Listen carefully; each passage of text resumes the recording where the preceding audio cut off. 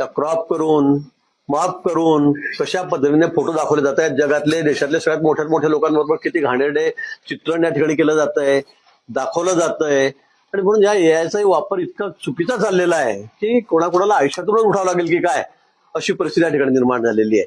आणि म्हणून मला वाटतं की माझे राजकीय हेव्यादाव्यातून काही मंडळींनी हा फोटो या ठिकाणी दाखवलेला आहे आणि दाखवणारे आपल्याला माहित आहे हे कशा पद्धतीने अगदी आमच्या सर्वोच्च नेत्यांपासून देवेंद्रजींपासून सगळ्या आमच्या मंत्र्यांपासून कशा घाण पद्धतीने त्यांच्याविषयी त्यांच्या कुटुंबियाविषयी किती घाण लिहितायत आणि घाण चित्रण त्या ठिकाणी दाखवतायत हे आपण नेहमी बघितलेलं आहे.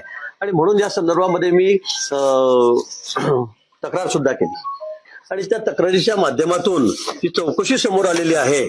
तिचं सर्टिफिकेट मला या ठिकाणी मिळालेलं आहे. हे सर्टिफिकेट आपल्या समोर मी या ठिकाणी देतो, आपल्याला या ठिकाणी देतो.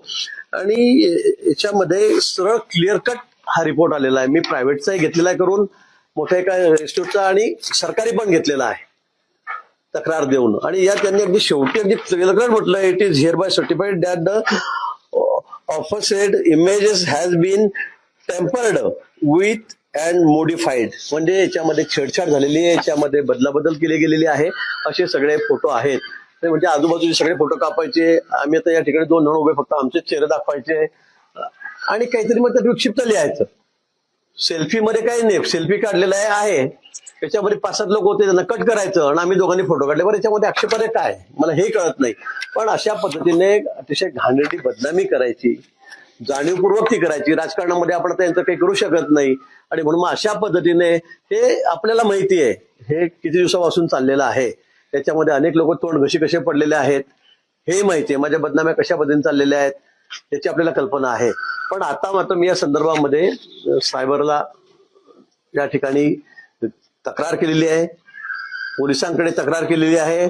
आणि हे असे ज्या पद्धतीने जे उद्योग करतायत रिकामे लोक त्यांच्यावर निश्चित आळा बसला पाहिजे आणि त्यांच्यावर कडक कारवाई झाली पाहिजे.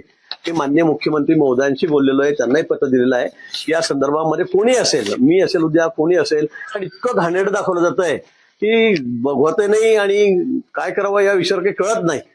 असे सगळे फोटो टेम्पर्ड करून त्याच्यात छेडछाड करून त्याच्यामध्ये बदल करून किंवा एआयचा वापर करून कोणाशी फोटो जोडले जात आहेत, विवस्त्र फोटो जोडले जात आहेत.